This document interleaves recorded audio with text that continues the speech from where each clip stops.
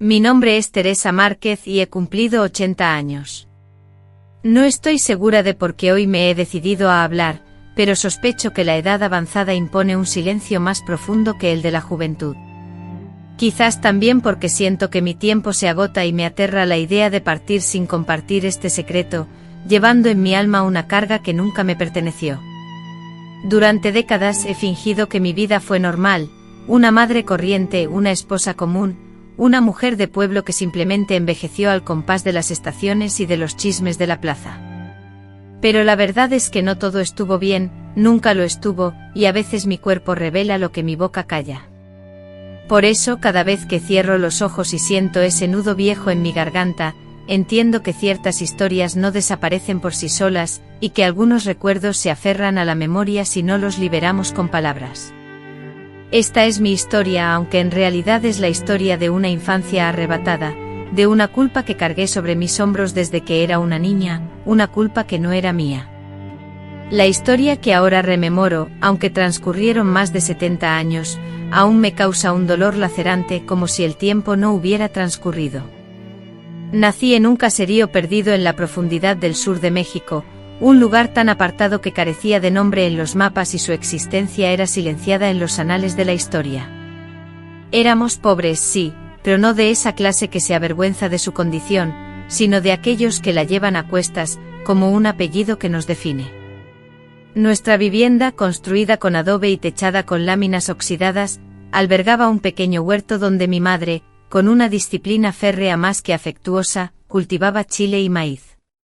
Mi madre Evangelina, era una mujer de carácter austero, de esas que contenían las lágrimas apretando los labios y reprimían cualquier muestra de afecto cerrando los puños.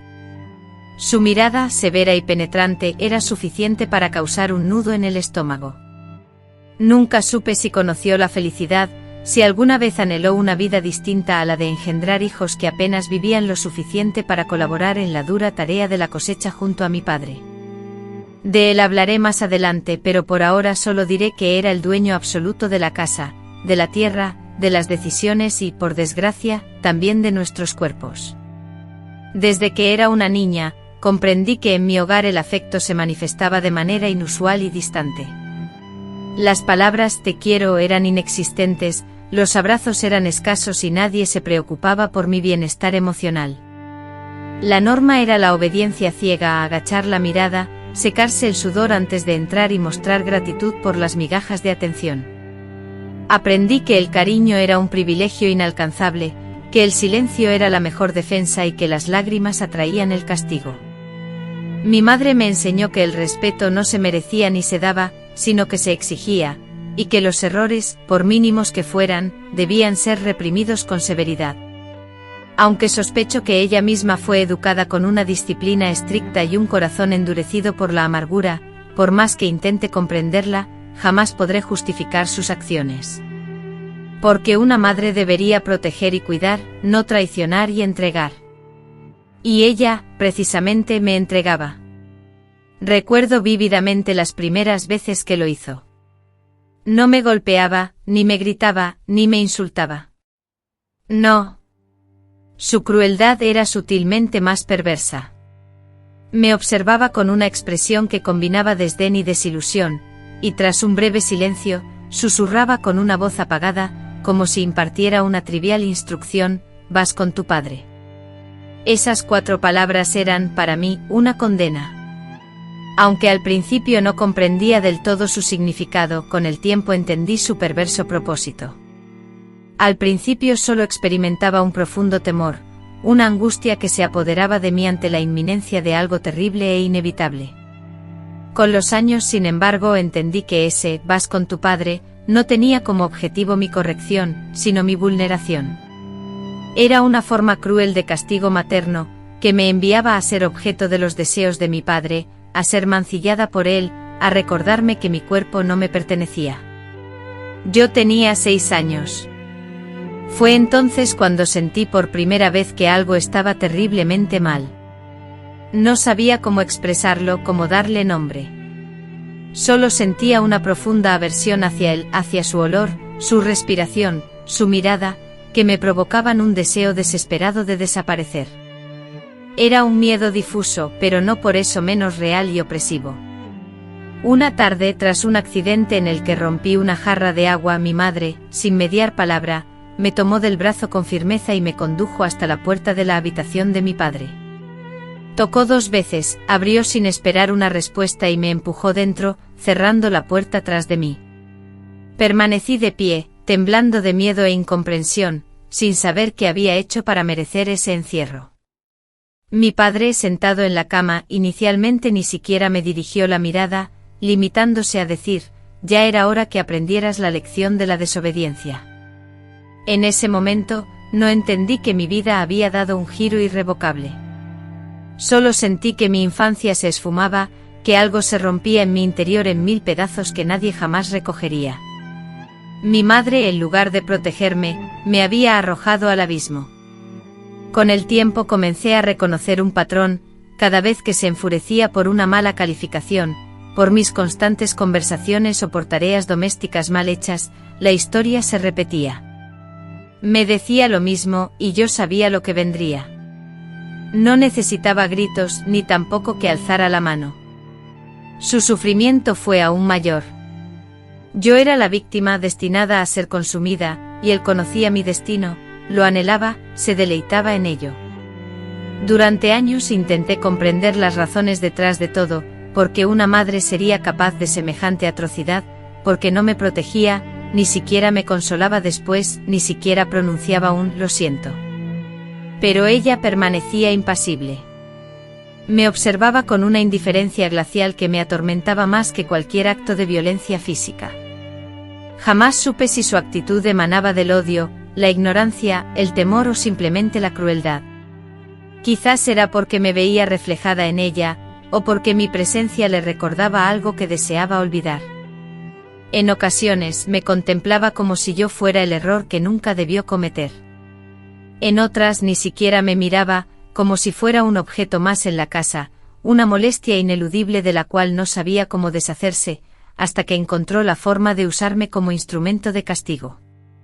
A pesar del paso del tiempo, aún hay noches en las que no puedo conciliar el sueño, no a causa del recuerdo de él, aunque todavía me produce escalofríos, sino por ella, por su silencio ensordecedor, por su abandono implacable, por esa traición que duele más al provenir de la persona que me dio la vida.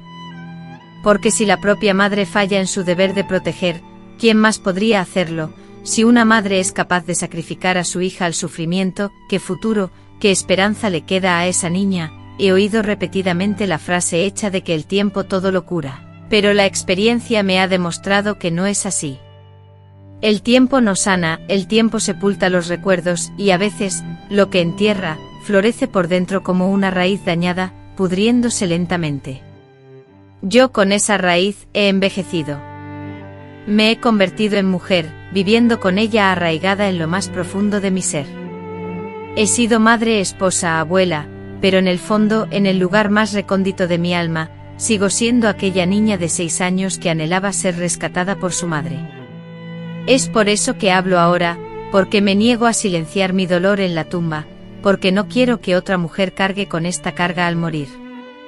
Si mi voz puede lograr que una sola persona comprenda que su sufrimiento no es su culpa, entonces romper este silencio que me consumió durante toda una vida habrá valido la pena. Los recuerdos a menudo no responden a nuestra voluntad, surgen por sí solos, como una marea inesperada que inunda sin previo aviso, deslizándose silenciosamente bajo la puerta. Así me sucedió recientemente cuando mi nieta menor, de 14 años y con los mismos ojos grandes y expresivos que tenía mi hija en su infancia, vino a visitarme un fin de semana. Ella, que siempre ha sido tan afectuosa, de esas niñas que aún buscan un abrazo sin pudor y que intuyen la tristeza en el ambiente, se percató de mi ensimismamiento, de mi mirada perdida en la fría taza de café. Me preguntó qué me ocurría, y ante mi silencio comenzó a hablarme de su madre, de sus discusiones, de su sentimiento de incomprensión y de esa extraña ira que surge cuando la soledad se instala, incluso en el hogar. La escuchaba, sintiendo que cada palabra suya abría una puerta que yo misma había sellado herméticamente hace mucho tiempo. Mientras la escuchaba, noté un quiebre interno, no por sus palabras, sino por la forma en que se comunicaba consigo misma. Comprendí que, en realidad, no se dirigía a mí, sino a su propio corazón. En su voz resonaban la misma confusión y la profunda necesidad de amor que yo experimentaba en mi infancia. Una mezcla de miedo y urgencia me inundó, temor a que la historia se repitiera, a que ese dolor latente se heredara en silencio, y la imperiosa necesidad de hablar, de nombrar las cosas como eran. Porque sobrevivir no es suficiente, es imprescindible contar, desenmascarar al monstruo, pues si no se le confronta, regresa. Esa noche la inquietud me impidió dormir, me levanté 3 veces, como si mi cuerpo anticipara un evento inminente. Recorrí la casa a oscuras, mis dedos acariciaron las paredes, y el crujido antiguo del suelo acompañó mis pasos. En el salón contemplé una fotografía en la repisa, una imagen donde aparecía junto a mis 3 hijos pequeños, todos con expresiones serias, como si cargáramos un peso invisible. Fijé mi mirada en la foto durante un largo tiempo, comprendiendo que había pasado toda mi existencia evitando abordar el tema que nos atormentaba, como si el silencio fuera una manera de sepultar la vergüenza. Sin embargo, esa vergüenza no era mía, nunca lo fue. Me la obligaron a llevar como si yo fuera la responsable, como si mi sufrimiento fuera consecuencia de mis errores, de una desobediencia o de una mala conducta. Pero no, yo era solo una niña que necesitaba ser protegida y que fue abandonada a su suerte. Llegué a la conclusión de que no podía seguir callando. No por mí, porque a estas alturas de mi vida sé que el tiempo que me resta es menor al que ya he vivido, sino por mi nieta, por mis hijas, por las mujeres que vendrán después. Porque el miedo adopta múltiples máscaras, pero la única manera de derrotarlo es pronunciar su nombre. El mío fue un miedo que creció lentamente como una planta cuidada con esmero, nutrido por la repetición diaria, aceptado como algo común dentro de las paredes de nuestro hogar, que desde afuera mostraba calma, pero que por dentro era una auténtica prisión. Porque eso fue mi infancia, una trampa donde todo parecía funcionar con normalidad hasta que la libertad para respirar se agotaba. Cuando evoco mi niñez, no visualizo juguetes ni risas, en cambio, resuenan en mi memoria los pasos graves de mi padre resonando en el pasillo, el chirrido de la puerta de su habitación al abrirse, la mirada de mi madre clavada en el suelo cada vez que él elevaba la voz. El miedo, como un veneno persistente, se infiltraba en mi ser. Y por encima de todo, permanece grabado en mi mente el instante en que comprendí que mi madre, lejos de protegerme, me estaba entregando como si fuera una posesión inservible que ella ya no deseaba, buscando con ello complacerlo, como si mi sufrimiento fuera un medio para aliviar su propia angustia. Esa dolorosa certeza no llegó de manera repentina. Se fue gestando lentamente a través de detalles minúsculos que parecían insignificantes, un brazo que se tensaba, una frase susurrada al oído, una mirada que evitaba la mía, el sonido seco de una puerta al cerrarse. Estas pequeñas señales sumadas fueron construyendo, pieza por pieza, el mapa de mi sufrimiento, un dolor profundo, invisible para los demás, pero que me marcó como si fuera hierro al rojo vivo. Y cuando finalmente comprendí el significado de "vas con tu padre", no fue una simple revelación, sino una fractura, una línea invisible que dividió mi existencia en 2 mitades, un antes y un después de saber, un punto de no retorno. Después de eso todo cambió: mi manera de ver el mundo, de hablar, de moverme. Dejé de reír, abandoné los juegos de la infancia y me convertí en un espectro, prisionera de mi propio cuerpo.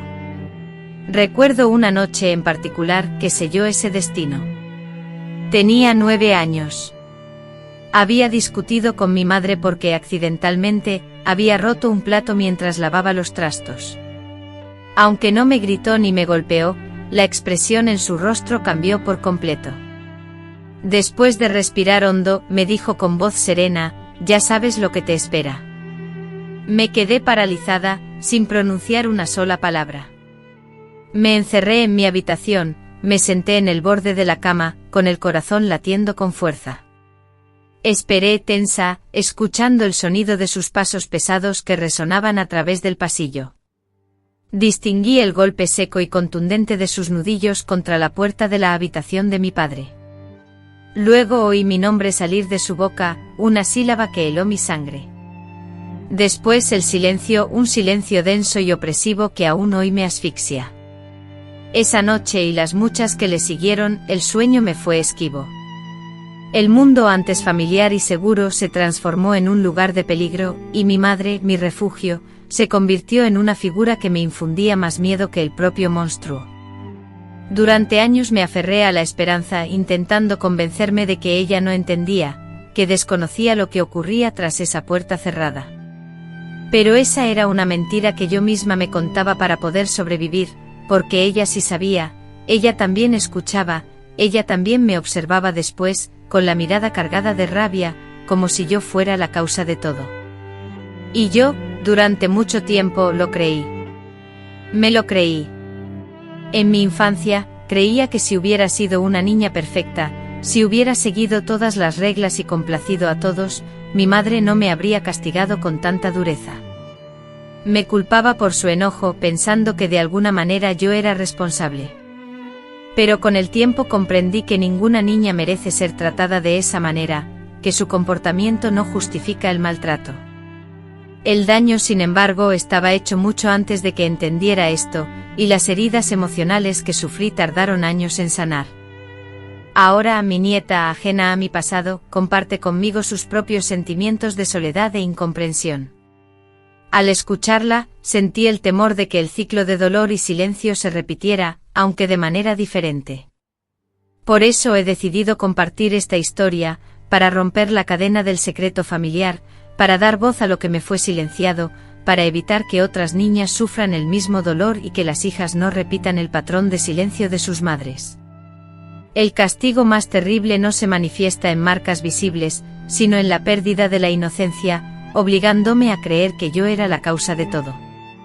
Con el tiempo, lo que al principio percibí como un castigo aislado, una reacción exagerada de una madre enfadada, se convirtió en una costumbre silenciosa, un pacto no verbal entre dos adultos que usaban mi cuerpo como un medio para liberar su frustración, su ira o su indiferencia. Siendo una niña, carecía de palabras para expresarlo, de recursos para defenderme y de alguien a quien confiarme. Mi infancia fue una secuencia de días sombríos y noches interminables, donde el tiempo parecía prolongarse solo para intensificar el miedo.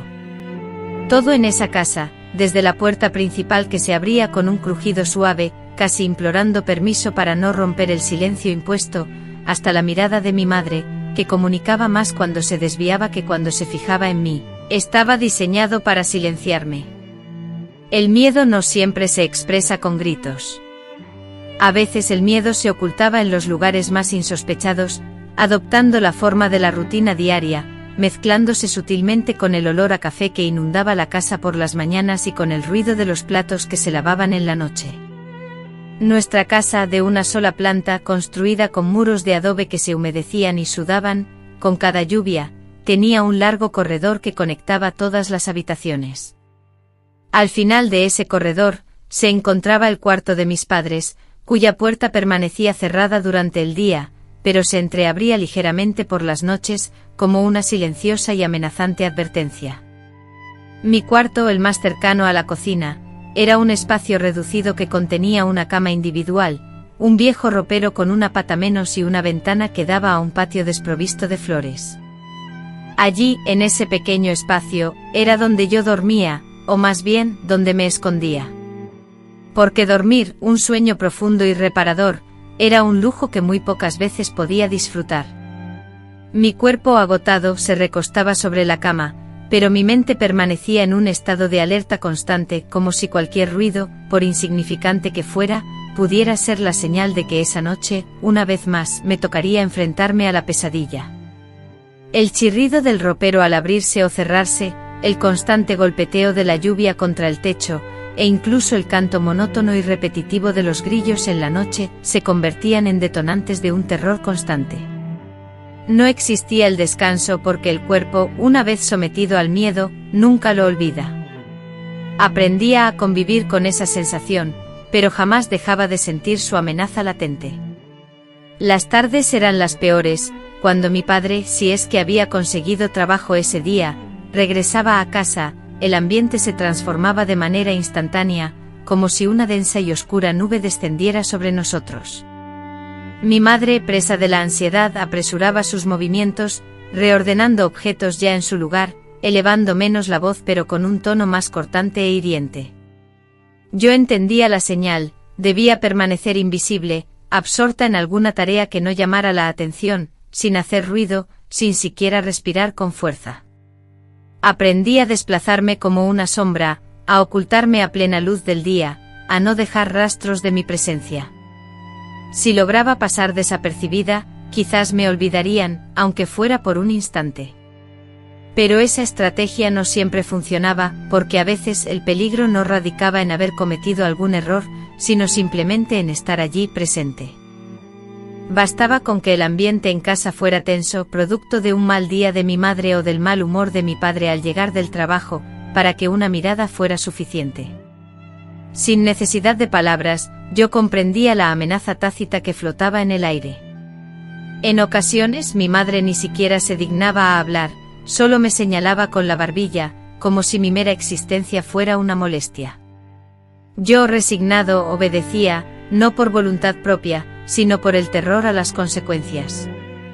Sabía que cualquier intento de rebeldía, cualquier llanto o huida, solo empeoraría las cosas. Recuerdo perfectamente la primera vez que intenté esconderme, con tan solo 7 años. Me refugié debajo de la cama, creyendo ingenuamente que estaría a salvo, pero mi escondite fue descubierto rápidamente. Mi madre me sacó de allí con una fuerza que desconocía en ella, tirando de mí con saña. Me arrastró hasta el corredor y me empujó hacia la puerta de la habitación de mi padre. Golpeó con los ya familiares golpes secos y cortos 2 veces. Él abrió la puerta y ella, sin mediar palabra, solo dijo: «Ahí está». Luego se marchó sin dirigirme una mirada, sin girar la cabeza, sin pronunciar una sola palabra más. Esa noche sentí por primera vez que había perdido a mi madre. Esa noche supe que estaba completamente solo. Desde ese momento la realidad se transformó por completo. Mi cuerpo comenzó a experimentar un dolor profundo e inefable. No era un sufrimiento meramente físico, sino un tipo de dolor diferente que se alojaba en mi interior, se enroscaba en mi pecho y me hacía sentir impura, culpable, como si algo esencial en mí se hubiera quebrado. El miedo a mi propia existencia se apoderó de mí, evitando los espejos, aborreciendo mi propia piel. La crueldad de la situación se agudizaba al tener que asistir a la escuela, obligada a simular normalidad. Aún conservo la imagen vívida de los recreos, sentada en soledad mientras las otras niñas se divertían con juegos infantiles, sus risas penetrantes, pero observadas por mí con una tristeza que me envejecía prematuramente.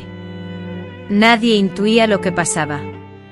Nadie preguntaba, y si lo hubieran hecho, la respuesta se hacía esquiva, cómo se describe la utilización de una madre como arma de castigo, cómo se explica que un padre te transforme en algo incomprensible, pero percibido como inherentemente incorrecto. Recuerdo la pregunta de mi maestra, extrañada por mi silencio inusual.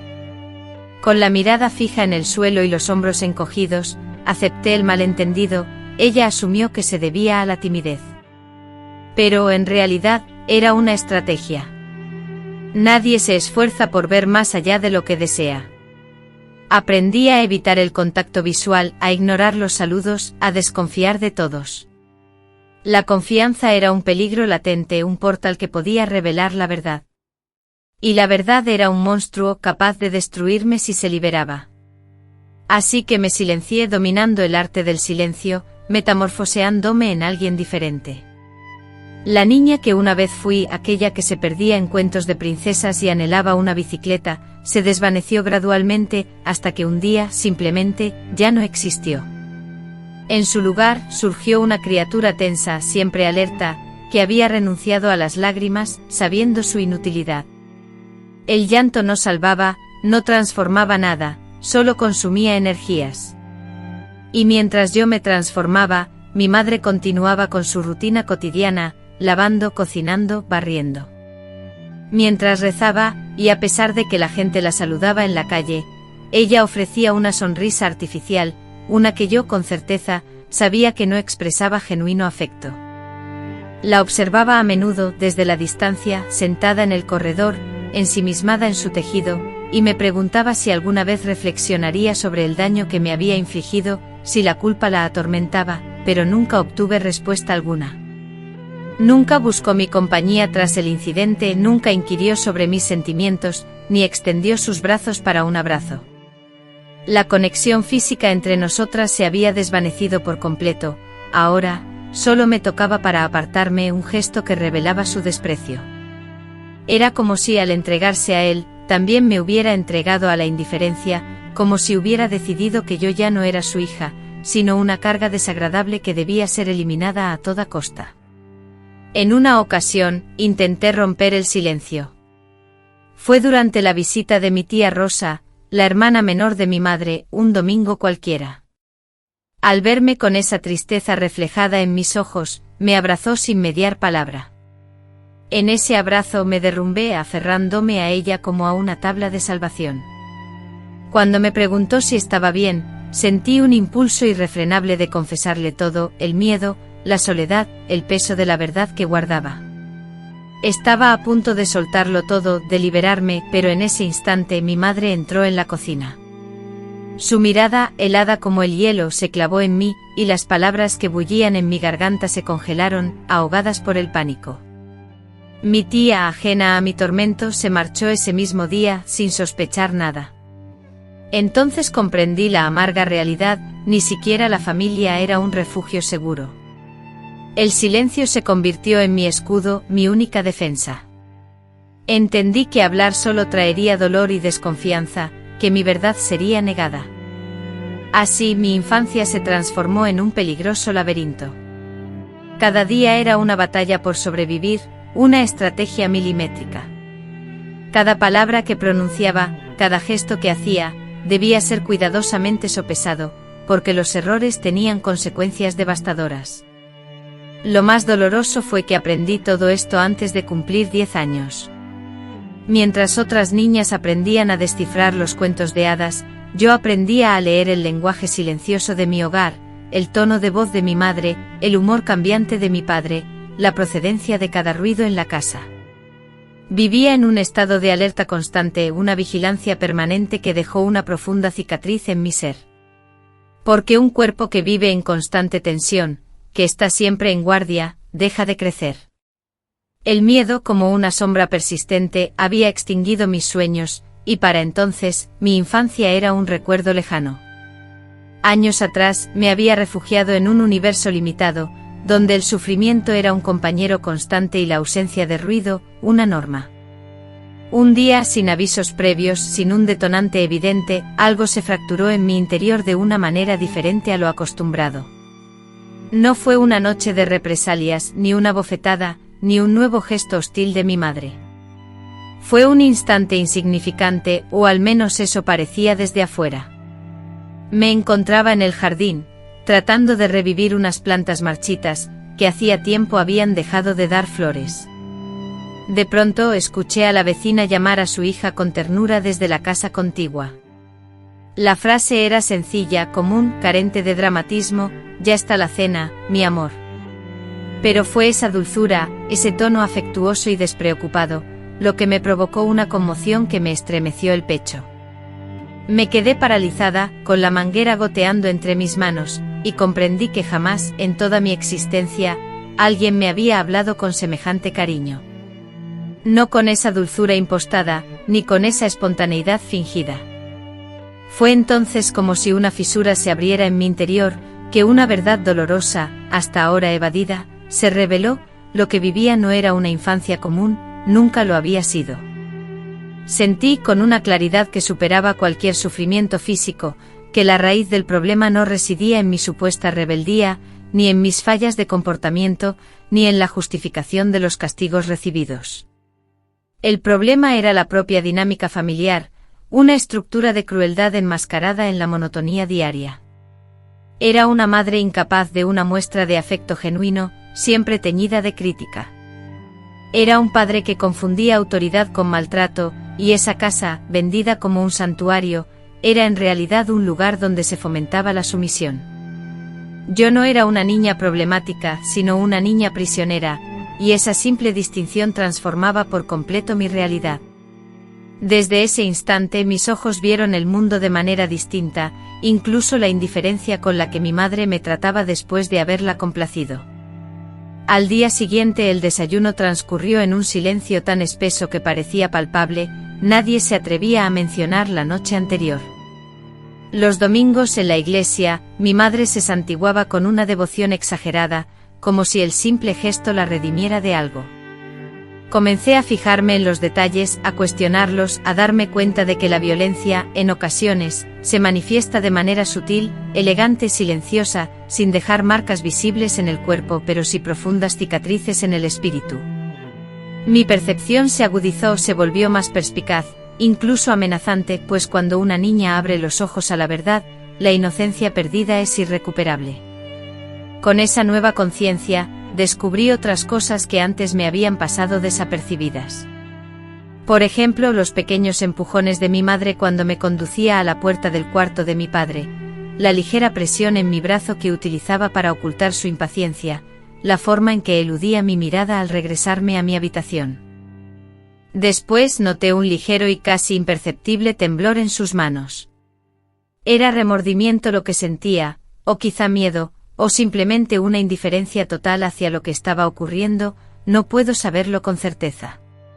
A veces considero la posibilidad de que ella también fuera una persona destrozada, una mujer que intentó sobrevivir como pudo, utilizando los pocos recursos emocionales y psicológicos que tenía. Pero en otros momentos, cuando el dolor del pasado me golpea con la misma intensidad de una espina clavada y vieja, me convenzo de que deliberadamente eligió no verme, no considerarme, no importarle lo que me sucedía. Decidió, en cambio, protegerse a sí misma, priorizando su propia supervivencia, sin importarle que yo me hundiera en la desesperación. Y esa elección, esa decisión consciente, aún me quema por dentro. La revelación que tuve, esa toma de conciencia, no me brindó alivio, sino una nueva forma de sufrimiento. Antes al menos podía refugiarme en la ignorancia, en la falta de entendimiento de lo que pasaba, pero ahora ya no. Ahora sabía la verdad, y esa verdad era insoportable porque implicaba aceptar que estaba sola, completamente abandonada, y que nadie, absolutamente nadie, vendría a rescatarme. Comencé a odiar esa casa con una fuerza que desconocía tener. Cada rincón, cada pared, me parecía sucio y contaminado. Cada objeto, cada mueble, cada cuadro torcido en las paredes, incluso la mesa donde solíamos comer, se me antojaban cómplices de mi sufrimiento, provocándome náuseas y asco. Percibía una complicidad tácita, una comprensión compartida por todos, como si fueran conscientes de lo que sucedía y lo consintieran. La atmósfera de la casa estaba impregnada de secretos, construida sobre ellos, y yo los arrastraba como un fardo pesado, como piedras atadas a mi cuello. Un día, mientras limpiaba el suelo del pasillo, las lágrimas comenzaron a brotar silenciosamente. No era un llanto desesperado, sino uno lento, contenido, como si mi cuerpo finalmente se rindiera, liberando toda la opresión acumulada durante años. Sin embargo, entre sollozos me escuché murmurar, casi imperceptiblemente, «Esto no es justo». Aquellas palabras tan sencillas y veraces, actuaron como el detonante que necesitaba para despertar algo en mi interior. Por primera vez, la culpa se disipó, ya no me sentía responsable de mi sufrimiento, ni la mala de la historia. Me sentí víctima, y aunque ese sentimiento también causaba dolor, era un dolor diferente, un dolor digno. Luego de aquel momento me lancé a la escritura.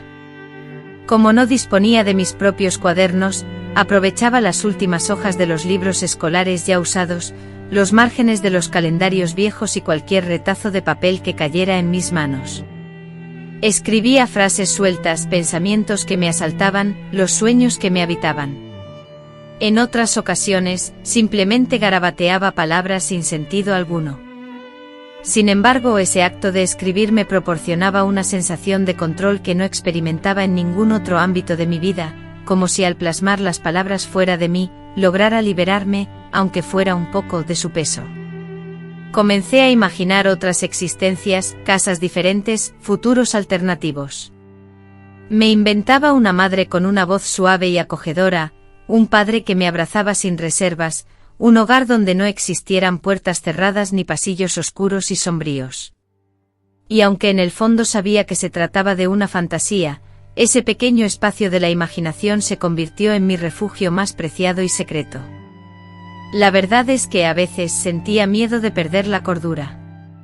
Tenía 11 años y ya percibía mi mente como un campo de batalla, donde la resignación y la esperanza libraban una constante y feroz lucha. En algunas noches la idea de escapar corriendo me asaltaba, mientras que en otras, la muerte parecía un alivio. Sin embargo, cada mañana, sin falta, me obligaba a levantarme, lavarme la cara y continuar, no por valentía, sino por la cruda falta de elección. La vida implacable no me ofrecía opciones, solo me dotaba de una resistencia férrea. Esa resistencia adquirida sin buscarla, heredada como el color de mis ojos, desarrollada como una coraza protectora. Me transformé en un ser resistente, pero esa fortaleza no me hizo menos vulnerable, porque aunque aprendí a soportar los golpes, también aprendí a ocultar el dolor, a fingir que nada me afectaba. Y esa fingida indiferencia, con el paso del tiempo, se convirtió en mi segunda piel. Lentamente comencé a distanciarme del mundo que me rodeaba, dejé de llorar, dejé de reaccionar. Si me tocaban, permanecía inmóvil. Si me insultaban, agachaba la cabeza. Me convertí en un cuerpo sin alma, en una niña sin propósito. Y paradójicamente eso fue lo que me salvó, ya que al no expresar mis sentimientos, al no mostrar emociones, me volví invisible. Y la invisibilidad, en un hogar como el mío, era la única forma de sobrevivir. Nadie agrede aquello que ignora, ni sanciona aquello que no comprende. Transformada en una entidad invisible, desde ese refugio oscuro comencé a vislumbrar el mundo de manera distinta y fue en esa penumbra donde, con extrema lentitud y fragilidad, germinó una semilla, una idea que al principio me resultó ilógica, inalcanzable y arriesgada, la posibilidad de partir, de no estar atada para siempre a ese lugar, de que la vida se extendía más allá de esos muros, de que quizás, solo tal vez, existía un universo donde pudiera ser libre. Desconocía cómo o ignoraba cuándo, pero esa idea, diminuta como una llama vacilante, fue mi único sustento durante los años venideros. La idea de huir se arraigó en mi interior como una brasa oculta, ardiente pero silenciosa, que aún no se atrevía a convertirse en un incendio. Tenía 12 años cuando comencé a fantasear despierta con esa posibilidad, pero entre mis sueños y la realidad se extendía un abismo tan profundo que a veces me parecía cruel tan solo concebirla.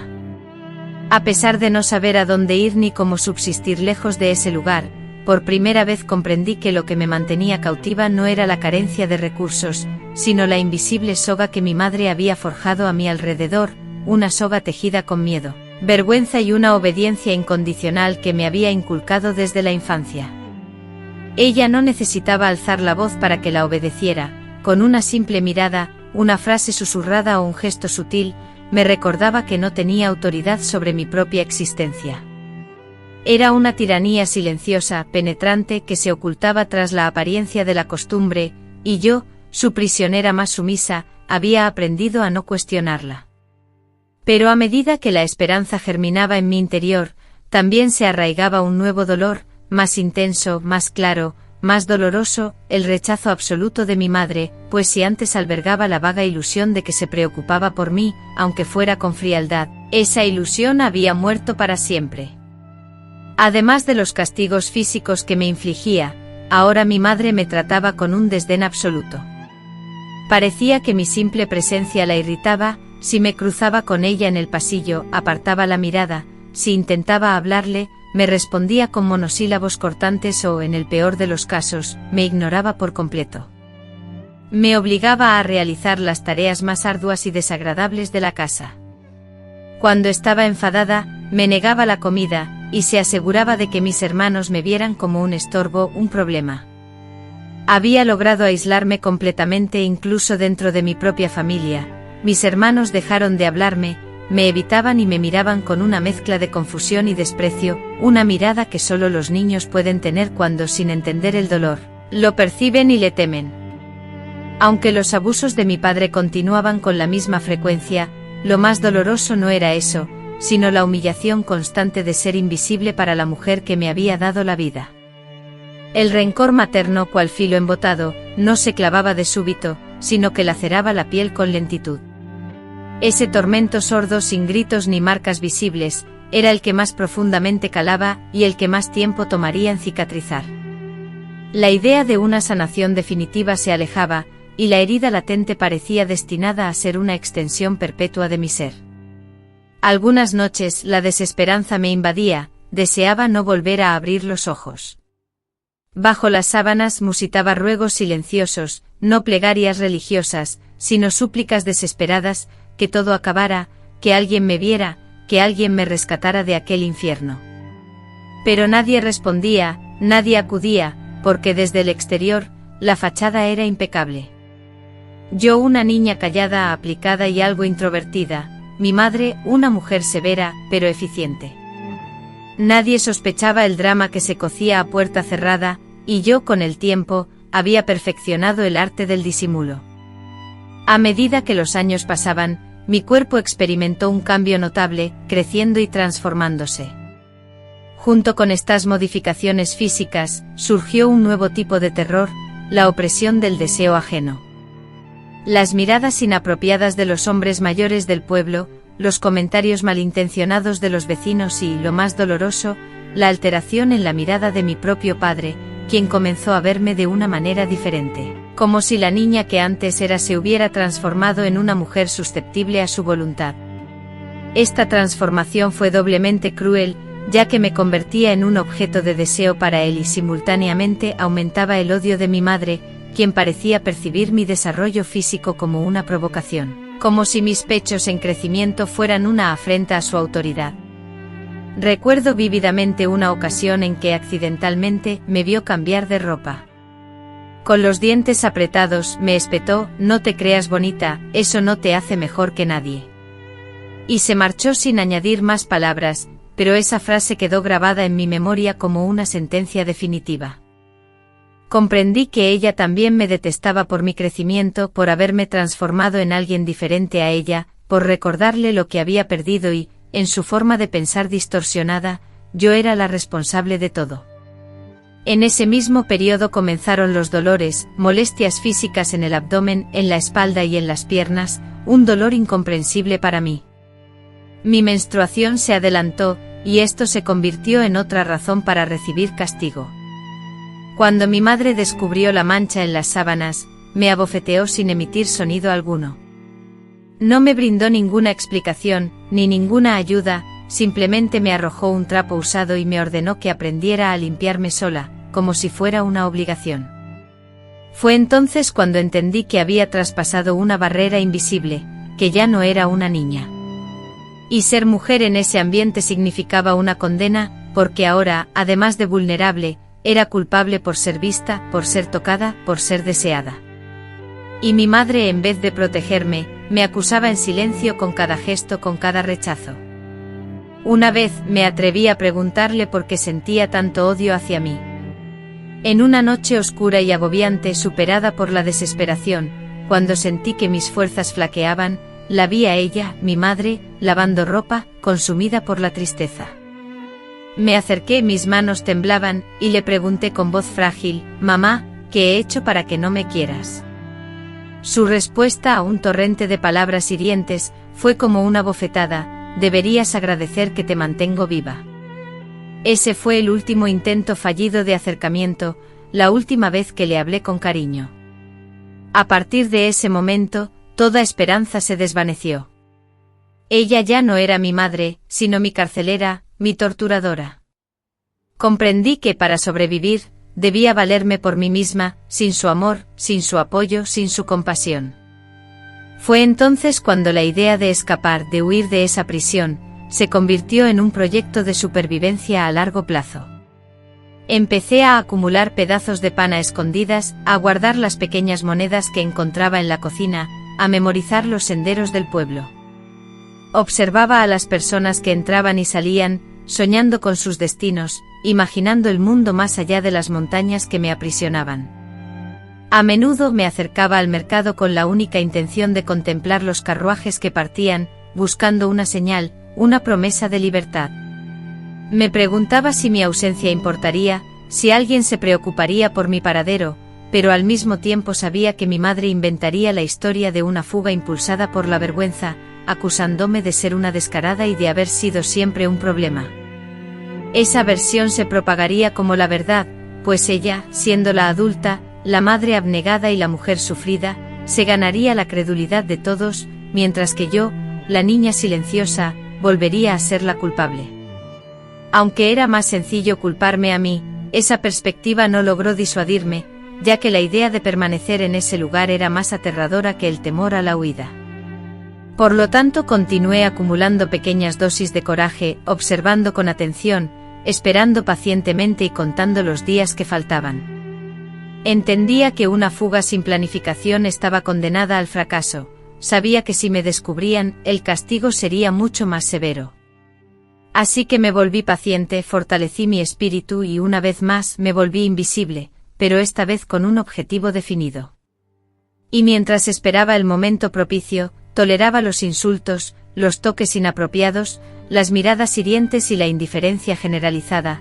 Todo eso lo soportaba, porque ya no era simplemente una víctima, sino una superviviente en proceso de formación. A pesar de estar físicamente inmovilizado, mi mente ya se liberaba.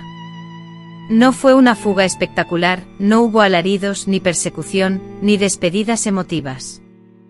Sucedió como una mañana cualquiera, de esas en las que el sol se filtra silenciosamente por las grietas de la madera antigua, sin que nadie lo advierta.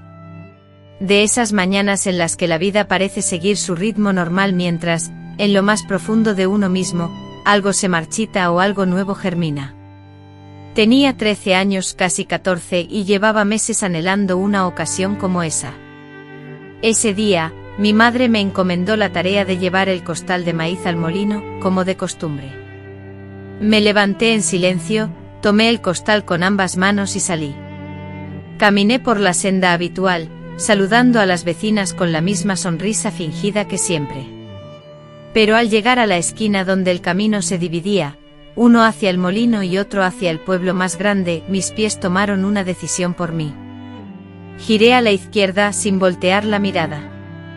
Sin un plan concreto, solo con la ropa puesta, unas pocas monedas ocultas en el dobladillo de mi falda y el nombre de una mujer grabado en mi memoria, la señora que mi tía Rosa había mencionado alguna vez, una persona que vivía en la ciudad y, según decía, ayudaba a muchachas jóvenes a encontrar trabajos de costura o limpieza. Desconocía si aún residía allí, si continuaba con esa labor, o si siquiera recordaría mi nombre. Pese a todo, representaba mi única esperanza, y ese frágil hilo de ilusión era más poderoso que todos mis temores juntos. Caminé durante todo el día, con los pies cubiertos de polvo y el corazón latiendo con la fuerza de un tambor de guerra. Cada paso me distanciaba del hogar, pero a la vez me acercaba a un futuro incierto. En ocasiones la duda me asaltaba, me planteaba volver atrás, no por añoranza, sino por el pánico. Me atormentaba la idea de ser capturada, de que mi madre me encontrara, o de que esa señora ya no existiera o me negara su ayuda. Pero cada vez que el miedo me acechaba, recordaba una noche específica, la última vez que mi padre entró en mi habitación sin llamar, sin siquiera intentar ser silencioso. Al día siguiente mi madre me sirvió el desayuno, pero evitó mi mirada, como si nada extraordinario hubiera sucedido. Ese desayuno fue el momento en que comprendí mi destino. La indiferencia de mi madre me hirió profundamente, más que cualquier otra cosa, porque en ese instante entendí que no había límites para el sufrimiento, que si permanecía allí, me destruirían por completo, y que si no escapaba en ese preciso momento, mi espíritu se rompería para siempre. Al llegar a la ciudad al anochecer, nadie me esperaba, ni me buscaba. Me senté en una banca frente a la estación de autobuses, observando a la gente ir y venir, sintiéndome invisible, manchada, insignificante, pero también experimentando algo nuevo, la esperanza de una vida diferente. Esa noche dormí en una banca del parque, con los brazos cruzados sobre el pecho en un intento desesperado de protegerme. Aunque no dormí mucho por primera vez en mucho tiempo, nadie me tocó, nadie me habló con desprecio, y nadie me entregó a otro. Cuando el sol comenzó a asomar por el horizonte, emprendí la caminata hacia la dirección que mi memoria guardaba con precisión. Llegué a una casa modesta con una valla de hierro pintada de verde y macetas donde las flores hacía tiempo que habían perdido su vitalidad. Con los nudillos temblorosos, golpeé suavemente la puerta de madera. Pasaron varios minutos antes de que alguien respondiera. Finalmente la puerta se abrió, revelando a una anciana con el rostro surcado por la fatiga y un delantal manchado. Le mencioné mi nombre, el nombre de mi tía, y le supliqué que me brindara ayuda. Me observó detenidamente como sopesando si valía la pena dejarme pasar. Luego, sin pronunciar palabra, se apartó para dejarme entrar. Esa fue la primera puerta que se abrió ante mí por propia voluntad, no por obligación.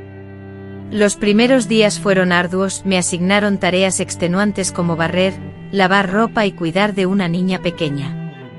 Me alimentaba con las sobras, dormía en el frío suelo de la cocina y apenas intercambiaba palabras con nadie. Sin embargo, nadie me agredía físicamente, nadie me insultaba y nadie me culpaba por mi existencia. Eso, en sí mismo, era un milagro. Poco a poco empecé a recuperar fuerzas, a redescubrir algo que creía perdido, la sensación de que mi cuerpo me pertenecía. Doña Remedios, la anciana, no era una mujer afectuosa, pero siempre fue justa. Aunque no solía hacer muchas preguntas, tampoco emitía juicios sobre lo que pasaba a mi alrededor. Me pagaba una pequeña suma semanal y con ese dinero, empecé a ahorrar para comprarme ropa, jabón y un cuaderno. Fue entonces cuando retomé la escritura, y escribir se convirtió en mi principal refugio. En esas páginas en blanco volcaba todo lo que me era imposible expresar verbalmente, mi historia, mi ira, mis interrogantes sin resolver. Con el tiempo conocí a otras muchachas que también trabajaban en las casas cercanas. Algunas compartían mi situación, mientras que otras habían huido de realidades aún más crueles. En sus miradas encontré una complicidad silenciosa, una comprensión que trascendía las palabras. Nos cuidábamos mutuamente compartiendo comida, consejos y advertencias. Aprendí a defenderme, a alzar la voz y a negarme. Descubrí que cuando algo me incomodaba, no era yo la que estaba dañada. Entendí que lo que me habían hecho no me definía y que, aunque fuera difícil, podía reconstruirme a mí misma, un pedazo a la vez. Mi verdadera victoria no fue escapar físicamente, sino sobrevivir emocionalmente, porque aunque el daño fue profundo, no fue irreparable. Años después, un día en el mercado, una mujer del pueblo me reconoció, a pesar de que yo había cambiado mucho. Me contó que mi madre había dicho que me había escapado con un hombre, que nadie había vuelto a hablar del tema y que mi padre había muerto. Poco después de saber esto, no sentí ni tristeza ni alivio, solo un vacío sereno, porque ya no me importaban sus palabras, sus mentiras ni su muerte. Me había liberado no solo de aquella casa, sino de todo lo que representaba. Ya no era la niña de 12 años que anhelaba la aprobación de una madre que nunca llegaba. Ahora era una mujer con cicatrices, sí, pero con voz y con memoria propia. Han transcurrido muchos años, quizás más de los que puedo contar, desde aquel escape sigiloso y oculto. A pesar del tiempo, existen noches en las que me sobresalto, despertando con una opresión en el pecho y un nudo que me cierra la garganta. Siento como si aún estuviera atrapada en aquella casa, con el cuerpo tenso y alerta, respirando con dificultad, dominada por una angustia indefinible pero persistente, arraigada en lo más profundo de mi memoria. Edifiqué una nueva vida, lejos de ese pasado, en una ciudad distinta, con un apellido diferente, forjando una nueva historia. Contraje matrimonio con un hombre bondadoso, aunque imperfecto, pero distinto a todo lo que conocía. Tuvimos hijos y su crianza fue el desafío más arduo y la experiencia más gratificante de mi vida, ya que durante años viví atemorizada de repetir los abusos que sufrí. Cada vez que mi voz se elevaba, o cuando alguno de mis hijos causaba un problema, sentía la sombra de mi madre emerger desde mi interior y luchaba por controlarla, dominarla, silenciarla. En ocasiones me refugiaba en el baño para dejar escapar mis lágrimas, pero no era por las acciones de ellos, sino por el dolor de mi propia infancia, por esa niña que fui, a quien nunca le extendieron un brazo para consolarla cuando lo necesitaba, y que fue tratada como una molestia, como algo desechable, como un estorbo. Prometerme a mí misma que jamás repetiría ese trato fue el único juramento que cumplí con absoluta dedicación en mi vida. Ahora, con 80 años a cuestas, resido en una casa apacible, adornada con plantas y fotografías de mis nietos.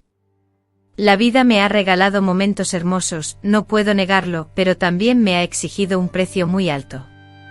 No hay día en que, aunque solo sea por un instante, no recuerde lo que viví, no porque me atormente, sino porque es una parte inseparable de mí, como una cicatriz que ya no duele, pero que permanece visible.